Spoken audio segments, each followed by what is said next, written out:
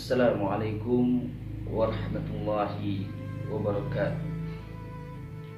Innal hamdalillah nahmaduhu wa nasta'inuhu wa nastaghfiruh wa na'udzu billahi min syururi anfusina wa min sayyiati a'malina.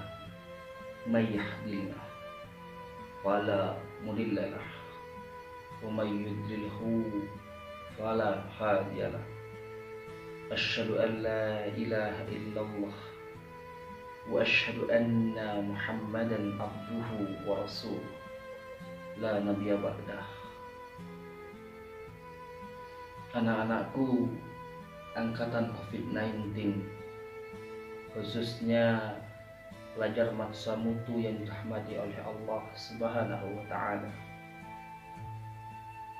Pertama-tama, marilah kita panjatkan rasa syukur kita kepada Allah Jalla Jalaluhu, Rabb semesta alam, yang telah memberikan kita berbagai karunia, khususnya sebuah nikmat yang luar biasa, yaitu nikmat Islam.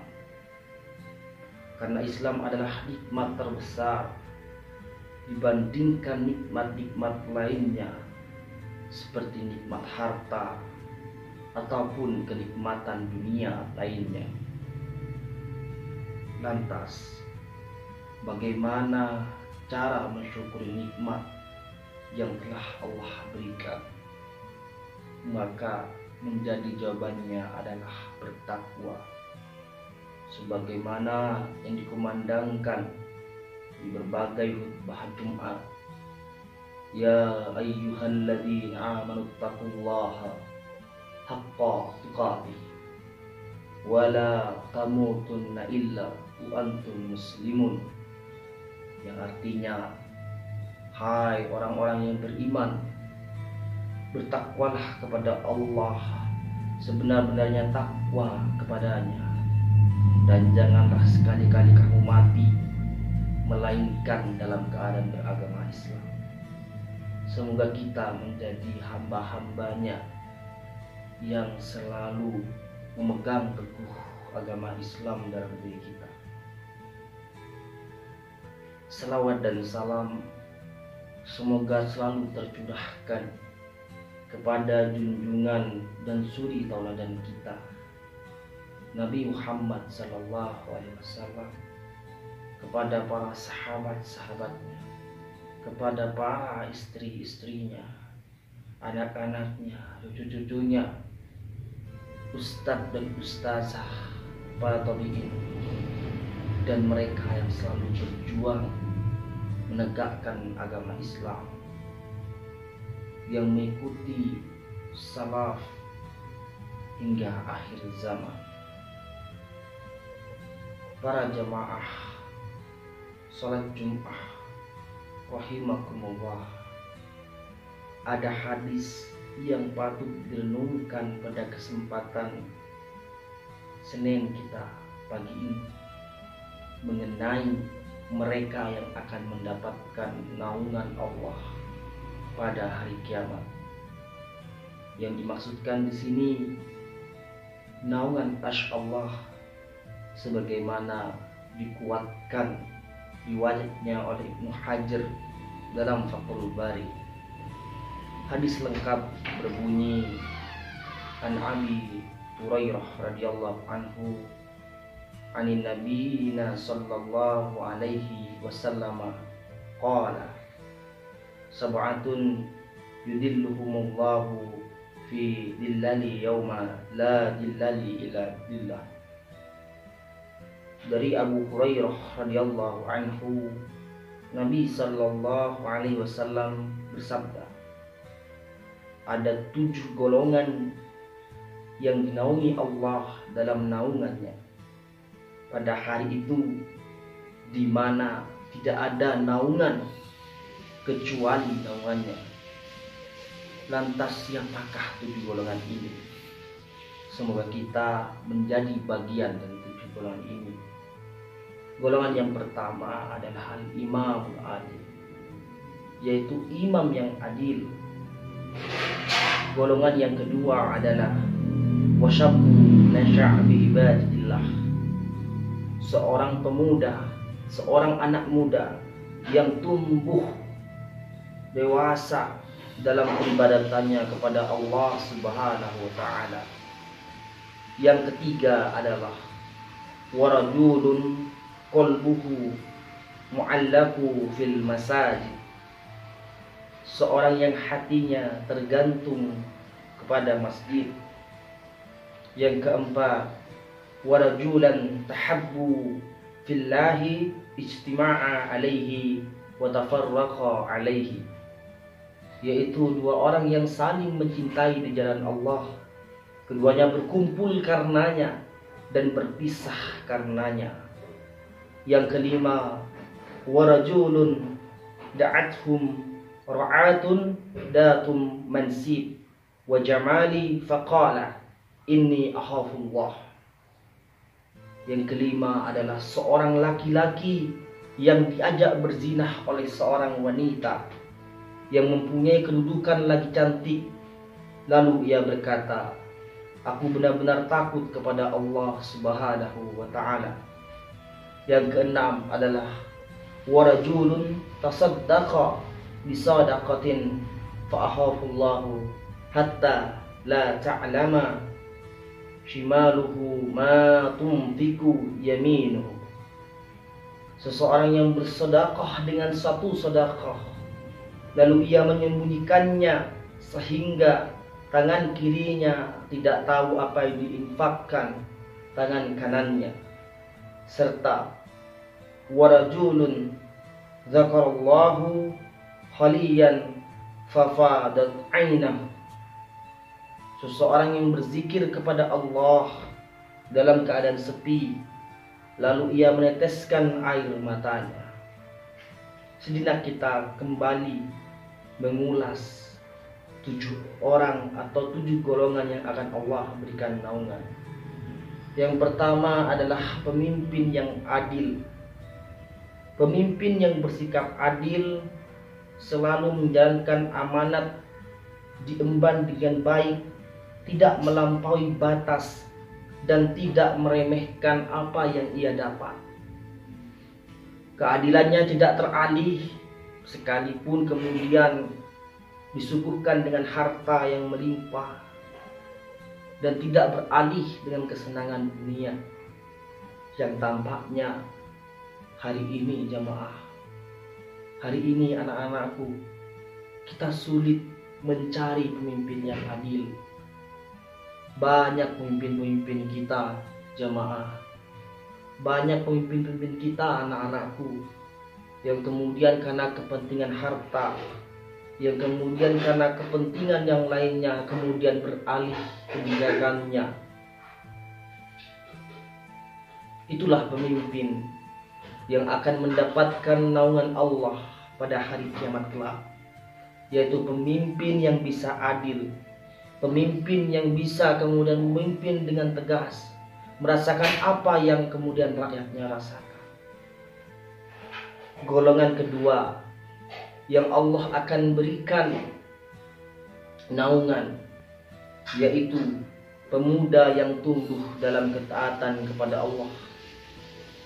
Lantas kenapa disebut pemuda? Karena pemuda nafsunya begitu tinggi pada dunia. Kebanyakan di antara pemuda lalai akan akhirat. Pemuda jarang yang rajin berjamaah di masjid, jarang menghadiri salat fajar. Maka lantas, bisakah kita mencetak generasi yang mereka rajin berjamaah di masjid, menghadiri salat fajar, akhlaknya baik kepada bapak ibu di rumah? Dialah pemuda yang akan menjadi harapan, akan mendapatkan naungan Allah kelak pada hari kiamat.